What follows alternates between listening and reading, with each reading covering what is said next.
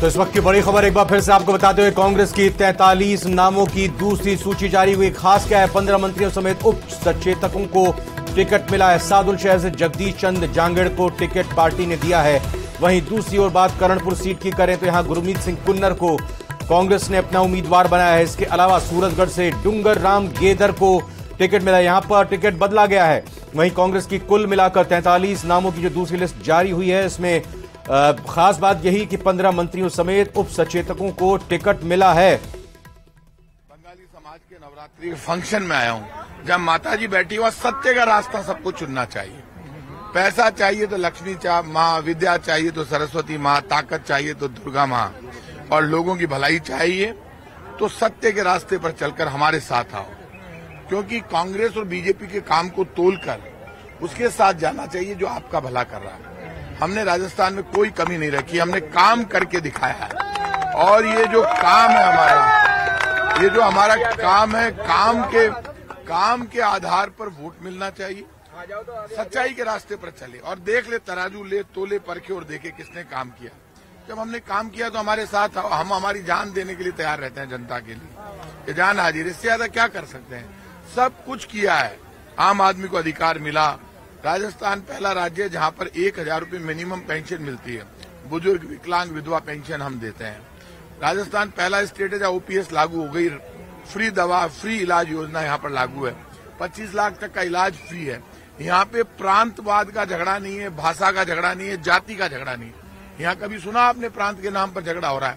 जिस राजस्थान में पूरा हिंदुस्तान समाया हुआ हो, जहाँ हर प्रांत का व्यक्ति यहाँ रहता है, लेकिन राजस्थान मतलब हिंदुस्तान, हम सबका प्यार और प्रेम बड़ी ताकत है। कितना भरोसा है खुद पे इस बार जीत का आपको? मैं सिविल लाइन्स में, मेरा मानना है पिछली बार हम 18,078 वोटों से जीते थे। आज अष्टमी, अभी मैंने माताजी का आशीर्वाद लिया है। माताजी के आशीर्वाद से और जनता के आशीर्वाद से मेरा ये मानना है, जनता का जो सहयोग मिलेगा, पहले 18,078 से जीते थे, इस बार 40,000 से ऊपर वोटों से हम जीत कर आएंगे। क्या होगा जिसको लेकर के आप मैदान में जाएंगे, जनता का आशीर्वाद मांगेंगे? बड़ा मुद्दा एक है, राम राज्य की बात हम करते हैं। राम राज्य का अर्थ है जन कल्याण और विकास। जहाँ जनता का कल्याण और विकास हो, वही रास्ता हमारा है। उस रास्ते पर हम चल रहे हैं। जीत पक्की है, सामने कोई भी आ जाए हम लोग जीतेंगे। माता जी का आशीर्वाद है, सुदर्शन चक्रवाले की मेहरबानी। बीजेपी कह रही है कि एंटी इनकम्बेंसी का सामना करना पड़ेगा। अरे बाबा, कौन, आप एक बात हो, कौन सी एंटी इनकम्बेंसी? बीजेपी के पास पूरे देश में शासन है। पेट्रोल डीजल की महंगाई कहाँ जा रही है? किसने महंगा किया? राजस्थान में जो पेट्रोल डीजल पर टैक्स है, वो वसुंधरा जी जब मुख्यमंत्री थी तब जितना था, उससे 25 पैसे कम टैक्स आज हमारा है। 2014 में जो वसुंधरा जी ने लगाया था बीजेपी ने, उससे कम राजस्थान का टैक्स है। तो टैक्स तो केंद्र सरकार ने बढ़ाया भाई साहब। सीख मानी जाती है, आपने जो मेहनत करी, आपको लगता है कि सब कुछ आपके अनुकूल हो जाए? अब ये बंगाली समाज के लोग यहाँ पर हैं और ये भीड़ में मैं खड़ा हूँ, आप अचानक ही आए। अभी रास्ते में बाकी चैनल्स वालों ने लिया। ये आप सब मेरा साथ दोगे?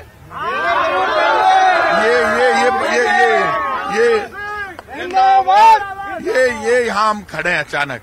ये सोच है और ये माता जी की मेहरबानी है, मेरी पावर नहीं है। बिकॉज ऑफ माता जी कि ओम सर्व मंगल मांगल्ये शिवे सर्वात्र साधिके शरण्ये त्र्यंबके गौरी नारायणी नमोस्तुते। तो माता जी कृपा करेगी। विघ्न हरण मंगल, विघ्न हरण मंगल करण गणनाय गणराज, प्रथम निमंत्रण आपको, सकल सुधारो काज। और राम जी का भी सुन लो, आप पूरी आरती सुन के जाओ, मजा आएगा। इससे आपको हमारे राम राज्य का पता चल जाएगा। श्री रामचंद्र कृपालु भजमन हारुण भव्य दारुणम नव कंज लोचन कंज मुख कर कंज पद कंजारुणम कंदर पगणि तमिट छवि नव नील नीरव सुंदरम पटप्रीत मानव ताड़ित रुचि सुचि नौमी जनक सुतावरम भजुदीन बंधु दिनेश दानव दैत्य वंश निकंदनम रघुनंद आनंद कंद कौशल चंद दशरथ नंदनम सिर मुकुट कुंडल तिलक चारु दारु अंग विभूषणम आजानु सरचाप दर संग्राम जित खर दूषणम इति वदति तुलसीदास शंकर शेष मुनिमन रंजनम मम हद्य कंज निवास कुरु कामाद्रि खलदल गंजनम मनुजाय राचो मिलियो सोबरु सहज सुंदर सावरो करुणा निदान सुजान सिलु सने जानत रावरो हे भांति गोरी आशीष सुनी सिंह सहित हरसी अली तुलसी भवानी पूजी पुनि पुनि मुदित मन मंदिर चली जानी गोरी अनुकूल सिंह हर सुने जाए कि मंजूल मंगल मूल बाम हम फरकन लगे। राजा रामचंद्र का आशीर्वाद मेरे साथ है। और जो नकली लोग हैं, जो भगवान राम का नाम लेकर दंगे फसाद फैलाना चाहते हैं, प्रांत के नाम पर झगड़ा करना चाहते हैं, जो अलग अलग प्रांतों में टकराव पैदा करना चाहते हैं, धर्म का टकराव करना चाहते हैं, उनको समझ लेना चाहिए। जहां भगवान राम होते हैं, मर्यादा पुरुषोत्तम राम होते हैं, जहां भगवान कृष्ण होते हैं, जहां माताजी होती है, वहां प्यार और प्रेम होता है, वहां जुल्म का नाश होता है। तो बीजेपी के अंत की शुरुआत राजस्थान से होगी।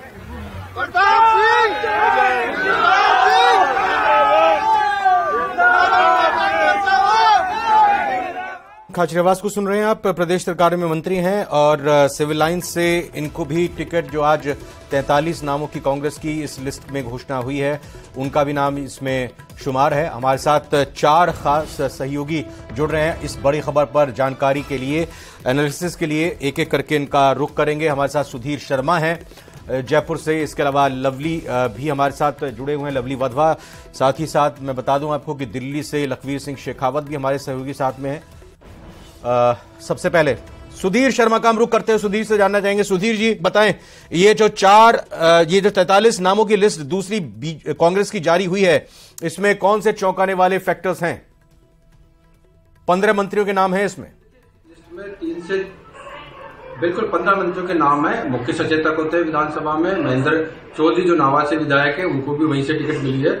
इसमें 3-4 चीजें बड़ी गौर करने वाली बात है, जिसमें मंत्रियों की लिस्ट में शुमार है, किसी का नाम नहीं कटा, उनको उन्हीं की जगह से टिकट दिया गया है। दूसरा, रामेश्वर डूडी जो नोखा से टिकट की दावेदारी कर रहे थे, लेकिन उनकी तबियत नासाज होने के कारण उनकी पत्नी सुशीला देवी को टिकट दिया गया है। इसके अलावा जो निर्दलीय विधायक थे, और वो निर्दलीय 13 विधायकों में से 12 ऐसे विधायक थे मौजूदा विधानसभा के अंदर जो कि कांग्रेस पार्टी से बागी होकर चुनाव लड़ा, तो पार्टी ने इस बात को मुनासिब समझा कि इन्हीं को अपनी पार्टी में शामिल करके, क्योंकि वो थे मूल रूप से कांग्रेसी, लेकिन टिकट पिछले चुनाव 2018 में नहीं मिला था, लिहाजा उनको वापस से सिलसिला शुरू हो गया टिकट देने का, जिसमें दूदू से बाबूलाल नागर है, बस्सी से लक्ष्मण मिला है, महुआ से जो विधायक है ओम प्रकाश उल्ला, ये निर्दलीय विधायक के तौर पे चुनाव लड़ा था, बीजेपी से बागी होकर चुनाव लड़ा था, लेकिन 14वीं विधानसभा के दौरान वो बीजेपी के विधायक थे। और गोलमा देवी जो किरोड़ीलाल मीणा की पत्नी थी, उस समय राज्यपाल से की टिकट पे उन्होंने चुनाव लड़ा था, तो उनको शिकस्त देके विधानसभा में पहुंचे थे।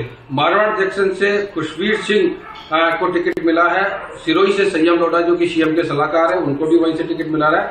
और इसके अलावा संभवतः राजस्थान के इतिहास में ऐसा पहली बार हुआ जब कोई पूर्व मुख्य सचिव भी विधानसभा के चुनाव में आए, जो कि निरंजन आर्य को सोजत से टिकट मिला है। तो इस तरह से देखें इस पूरी टिकट को, तो 3-4 चीजें जो महत्वपूर्ण है, निर्दलियों को जगह दी गई है कांग्रेस पे की टिकट पर लाने के लिए। दूसरा, रामेश्वर डूडी की पत्नी को दिया गया है। तीसरा, जो रामगढ़ की सीट है जहां से साफिया जुबेर है, उनकी पति को टिकट दिया गया है। तो मोटे रूप से सबको सेटल करके किसी भी तरह की कोई बगावत पार्टी में नहीं हो, टिकट बंटवारे के बाद जो एक टिकट को लेकर असमंजस की स्थिति हो जाती है या कोई दूसरा उम्मीदवार मैदान में नहीं टूटे, उनको सबको साधते हुए इन टिकटों का ऐलान अभी किया गया है। जी बिल्कुल। लवली, आप क्या इस लिस्ट में खास देख रहे हैं? देखिए, जैसा कि सुधीर जी ने बताया कि जो पूर्व चीफ सेक्रेटरी थे राजस्थान के, उन्हें यहां पर टिकट मिला है। इस पूरी लिस्ट को अगर हम देखें तो इस पूरी लिस्ट में इस लिस्ट को लेकर के ये भी चर्चा हो रही है कि ये लिस्ट 2 महीने पहले भी जारी की जा सकती थी।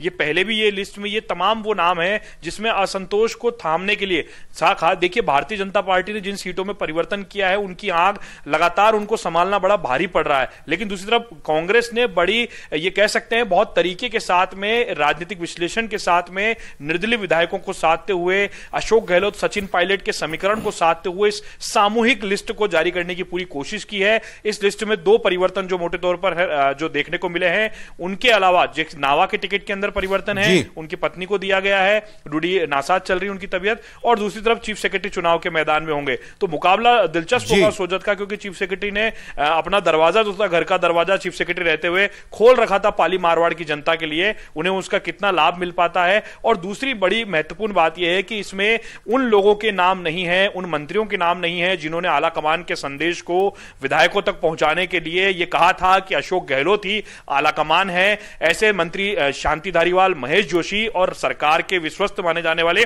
धर्मेंद्र राठौड़, उनको भी टिकट नहीं मिला है। ये आप दिलचस्प पहलू बता रहे हैं, लेकिन चूंकि अभी जिन सीटों पर इन्हें अपेक्षा है या जिन पर ये सिटिंग एमएलए हैं, अभी वहां पर किसी का ऐलान नहीं हुआ है, तो इसलिए ये मुझे लगता लगता है कि शायद जल्दबाजी हो, क्योंकि हो सकता है जो लिस्ट को देखकर कहा यह जा रहा है कि साफ तौर पर जिस तरह से चाह रहे थे मुख्यमंत्री अशोक गहलोत, कुछ उसी तर्ज पर लिस्ट के नाम सामने आ रहे हैं। प्रताप सिंह खाचरियावास कुछ बोल रहे हैं, फिर उसके बाद मैं मनीष दाधीच का रुख करूंगा बीकानेर में। आ गई कि जब दोनों राज्यों में अलग अलग सरकारें होगी, सरकारें जब टकराती है अलग अलग राज्यों तो होड़ लगती है।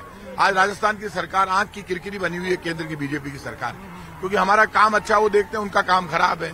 तो जब हमारा काम अच्छा तो हमें वोट मिलेगा, जब हमें वोट मिलेगा बीजेपी हारेगी तभी तो केंद्र में पेट्रोल डीजल सस्ता करेगी, हर आदमी को संभाल करेगी, नहीं तो बीजेपी देखेगी बिना काम के वोट मिल रहा है। अब बीजेपी का दंगे फसाद का एजेंडा नहीं चलेगा, प्यार और प्रेम का कांग्रेस का एजेंडा चलेगा। ये जो कार्यकाल रहा आपका पिछला, इसमें पार्टी लड़ती रही आपस में, क्या आपको लगता है कि इस बार यूनाइट होकर चुनाव लड़ेंगे, सारे गिले शिकवे दूर हो गए?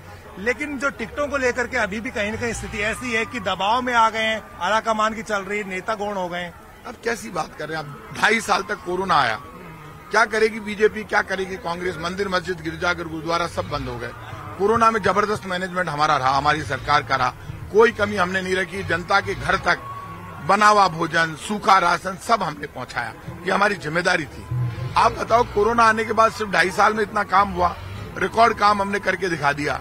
हमारी एक एक योजना स्पेशल है, हमारी योजना की तो लोग चर्चा करते हैं, लोग मिसाल देते हैं, हमारी योजना की नकल करते हैं हर स्टेट में। इसलिए मानकर चलना राजस्थान में कांग्रेस की सरकार रिपीट करेगी। आपका जो भी प्रतिद्वंदी होगा उसको लेकर क्या आकलन है आपका, किस तरह की तैयारी है आपकी? कोई भी आ जाए। पहले तो मैंने सुना दिया कुमारी जी आ गई थी, फिर वो विद्याधर नगर चली गई। अब ये किसको लाते हैं, ये बीजेपी को तय करना है। लोग कहते हैं टफ सीट है प्रताप सिंह खाचरियावास के लिए, मैंने तो बहुत करी है लेकिन रिपीट करना बहुत मुश्किल होता है। वो देखिए, जिसके साथ सुदर्शन चक्र वाला हो और माता जी का आशीर्वाद हो, निकाल के लाएंगे 40,000 से ऊपर वोट। 40,000 से ऊपर। सबसे बड़ा इश्यू क्या होगा जिसको लेकर जनता के बीच में जाएंगे? और बड़ा इश्यू एक है, हमारा काम, हमारी सच्चाई, हमारा संघर्ष और ईमानदारी। बाबूलाल प्रताप सिंह जी से सवाल पूछेगा कि कुछ और दावेदार भी दावा ठोक रहे थे इस सीट पर चुनाव लड़ने के लिए, उनकी नाराजगी कहीं भारी ना पड़े? जायज नहीं है ये नाटक, अब नहीं चलेगा। कांग्रेस पार्टी हो चाहे बीजेपी, मैं लोगों से कहूंगा तराजू ले, तोलो, परखो और देखो, जो कैंडिडेट काम करता हो उसको जिता कर लाओ, पार्टीबाजी से ऊपर उठो। मैं तो कह रहा हूं जो सही हो उसको जिताओ। जनता को ज्यादा पार्टीबाजी में नहीं बंटना चाहिए, काम जनता को काम के आधार पर वोट करना चाहिए। मैं खुला कह रहा हूं ना, जो आपका साथ दे सकता है, आपके लिए लड़ सकता है, मर सकता है, जो आपका काम करवाता है, आप तो ऐसे लोगों को चुनो, अपने आप सही हो जाएगा तो सब सही, और उस वक्त हमारी पार्टी निकल कर आएगी। लोग कहते हैं कि कांग्रेस काम तो बहुत अच्छा करती है लेकिन रणनीति नहीं बना पाती, और एंड वक्त पर, यानी कि आखिरी वक्त पर जब उसे जोड़ लगाना होता है तब उसके जो है कार्यकर्ता निराश होकर। बिल्कुल ठीक है, मनीष दाधीच का भी रुख करे तो मनीष दाधीच ये बताएं कि नोखा से रामेश्वर डूडी की पत्नी सुशीला डूडी को टिकट मिला है, और जो अगर इतिहास चुनावी देखें तो समझ में आ रहा है कि राष्ट्रीय पार्टी की किसी पहली महिला प्रत्याशी को टिकट मिला है यहां पर।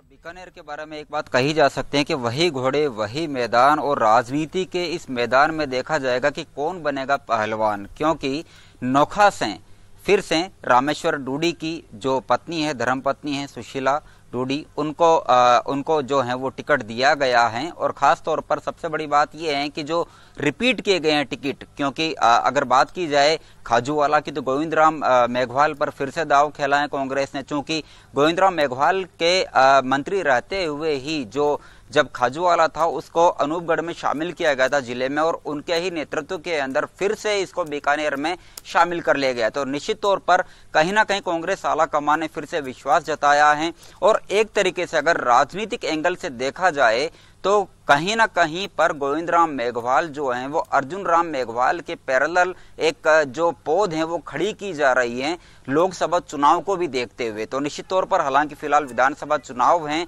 और इनको लेकर के गोविंद राम मेघवाल को लेकर के, वहीं पर जो रामेश्वर डूडी हैं उनकी तबीयत जो है वो नासाज है, वो फिलहाल अस्पताल में इलाजरत हैं, उनकी पत्नी को टिकट दिया गया है। तो निश्चित तौर पर नोखा से जो है वर्तमान जो सिटिंग एमएलए हैं बिहारीलाल बिश्नोई, उनके सामने चुनौती रहेगी, क्योंकि अब तक जितने भी उपचुनाव हुए हैं वहां पर सिंपैथी कार्ड खेला गया है, यानी सहानुभूति के आधार पर कांग्रेस ने हमेशा वहां पर सीट निकाली है।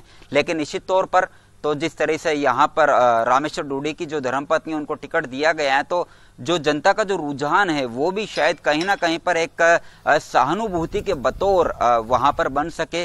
तो कहीं ना कहीं पर कांग्रेस आला कमान को भी ये लग रहा होगा कि आखिर में यहाँ पर रामेश्वर डूडी परिवार से ही टिकट देना मुनासिब होगा। लेकिन हम आप सबसे पहले बता दें कि जो फाइनल जो लिस्ट ये जारी हुई है, कांग्रेस की दूसरी जो लिस्ट हुई है, इसके अलावा जो बीजेपी ने अपनी जो लिस्ट जारी की थी, इससे पहले ही न्यूज 18 ने 5 दिन पहले ही बता दिया था कि आखिर में बीजेपी से किस किस को टिकट मिलने वाला है, कांग्रेस में कौन कौन इसके उम्मीदवार रहेंगे। तो निश्चित तौर पर जो न्यूज 18 है उसकी खबर पर मुहर लगी है। इसके अलावा जो गोविंद राम मेघवाल हैं और खास तौर पर बीडी कल्ला, क्योंकि पूरा जो पश्चिम विधानसभा क्षेत्र हैं, बीडी कल्ला को लेकर के कयास लगाए जा रहे थे। जो उन्होंने क्या रिएक्शन दिया है उनका रुख करते हैं, उसके बाद फिर मैं बाबूलाल धार के पास से जाऊंगा। जी,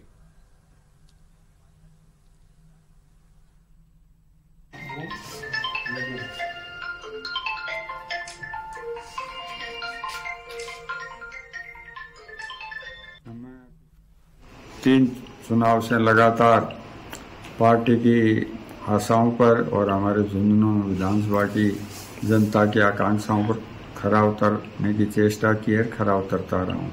पार्टी ने मुझे पुनः झुंझुनू विधानसभा क्षेत्र से अपना उम्मीदवार बनाया है। मैं हमारे सभी नेताओं का और पार्टी के राष्ट्रीय नेतृत्व का विशेष रूप से आभारी हूँ कि उन्होंने मुझ पर विश्वास प्रकट किया है। झुंझुनू की जनता का जो जन समर्थन है, जो स्नेह है, उसकी कदर करते हुए उसको महत्व देते मुझे पुनः यहाँ से उम्मीदवार बनाया है। सुधीर शर्मा का मैं रुख करता हूं। सुना यहां पर ब्रिजेंद्र ओला जी को आपने झुंझुनू से एक बार फिर टिकट मिला। एक दिलचस्प रिवाज अगर कहें सुधीर जी, साफ तौर पर यहां रवायत रही है हर 5 साल में सरकार बदलने की, 25 सालों से 98 से अगर देखा जाए तो एक रवायत। और एक दिलचस्प फैक्ट यह भी है कि 98 से जो भी परिवहन मंत्री रहे हैं वो चुनाव नहीं जीत पाए।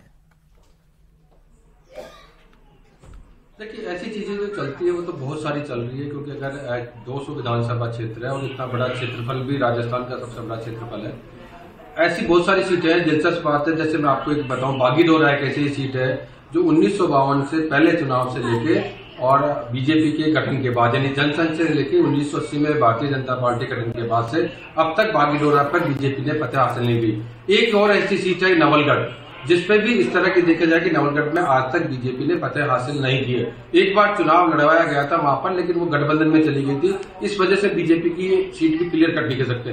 तो सेम बात हुई है कि बहुत सारे मंत्री ऐसे रहते हैं जिनके लिए कहा जाता है कि ये, जैसे शिक्षा मंत्री के लिए भी ऐसा कहा जाता है कि जो शिक्षा मंत्री रहता ही है, लेकिन ऐसा नहीं है, क्योंकि वासुदेव देवनानी भी शिक्षा मंत्री थे, वो जीते और अभी विधायक भी है। तो ऐसा कहना कि परिवहन मंत्री रहे हैं या नहीं रहे उनका नहीं है, लेकिन जब तक क्लियर कट मेजोरिटी में सामने चीजें निकल के नहीं आती, क्योंकि अभी डिक्लेरेशन हो रहे हैं। कल से नामांकन दाखिल करने का काम शुरू हुआ, कल सुबह 11 बजे से नामांकन दाखिले का काम शुरू होगा। कल जहां भी सेंटर बने हुए हैं वहां से होगा, वहां पता लगेगा कि किस पार्टी का कौन बागी आके खड़ा हो रहा है, कौन से नेता की टिकट कटी उससे वो बागी होता है, उसका उस क्षेत्र में कितना बड़ा रुतबा है, कितने बड़े उसके समर्थक है, कितने वोटर है, उन सबको ध्यान में रखकर तय किया जाएगा। हाँ, लेकिन ये बात आपने सही की, 1998 से लेके और जो पूरी तरह से देखेंगे, एक बार बीजेपी और एक बार कांग्रेस। 98 में कांग्रेस आई, उसके बाद में 2003 से 8 में बीजेपी आई, 8 से 13 में फिर वापस कांग्रेस आई, 13 से 18 में फिर बीजेपी आई, फिर 18 से 23 तक फिर वापस कांग्रेस आई। तो ये अदला बदली का खेल है, वो लगातार चल रहा है, क्योंकि जनता पूरी तरह से एक पार्टी को जब तक सेट नहीं करेगी तब तक वो रिपीट नहीं करेगी। मुरारी लाल मीणा को सुनते हैं, उनका क्या बयान है? टिकट मिल गया उनको, मुरारी लाल मीणा को सुनाइए भाई।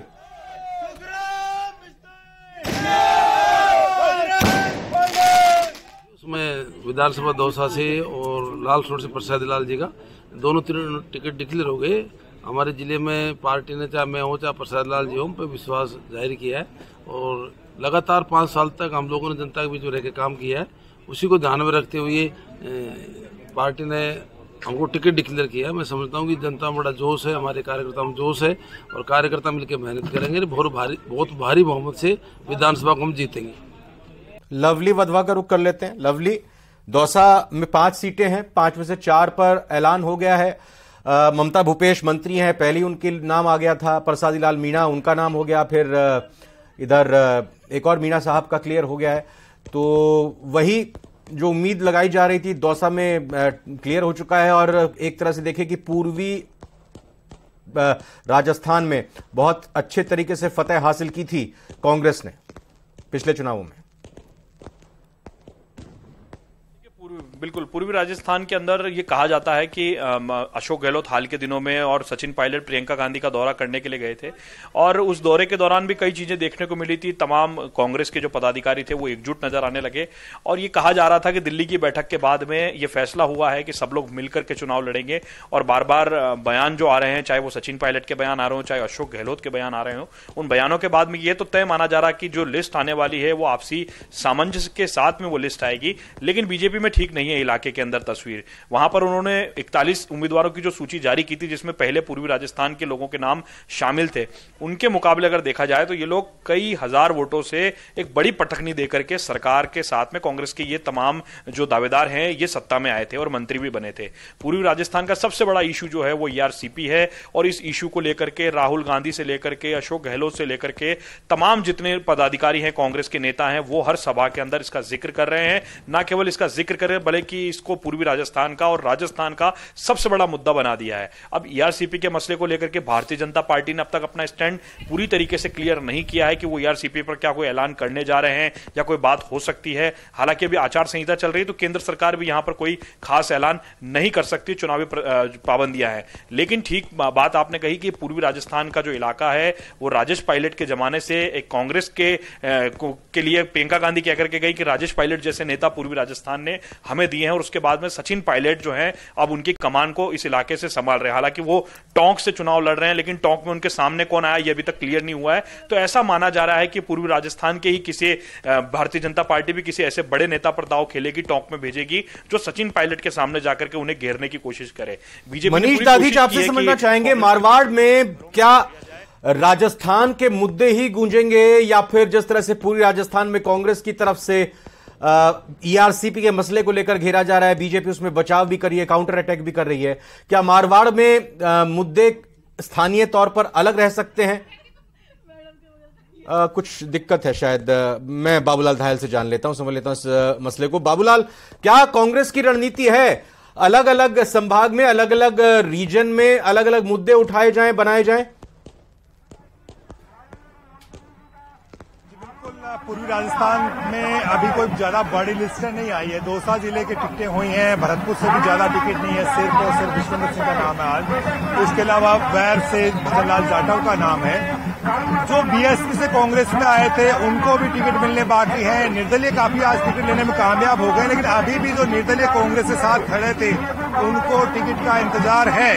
तो अभी जो कद्दावर नेता हैं, जो मंत्री विधायक हैं, जिनको टिकट नहीं हुए हैं, वो परेशान हो रहे हैं कि आखिर दूसरी सूची आ गई फिर भी उनका नाम क्यों नहीं आ रहा है। थोड़े विचलित हो रहे हैं, परेशान हो रहे हैं और थोड़ा डर भी लग रहा है कि अब तक तो जो है पार्टी सिटिंग MLA को टिकट दे रही है, जो पार्टी का साथ दे रहे थे उनको भी टिकट दिया जा रहा है। सुधीर, बाबूलाल, लवली और साथ ही साथ मैं अभी मनीष को आग्रह करूंगा कि बने रहिए हमारे साथ, आगे चलकर हम चर्चा और करेंगे। और जो बाबूलाल ने पॉइंट उठाया कि अभी तो जो नाम आए हैं इसके अलावा भी एक लंबी चौड़ी नामों की संख्या भी बची हुई है उम्मीदवारों की, तो उनमें जो संभावित प्रत्याशी दावेदार हैं उनकी कैसे दिल की धड़कनें बढ़ रही हैं उस पर चर्चा करेंगे। पहले एक छोटे से ब्रेक ले लेते हैं।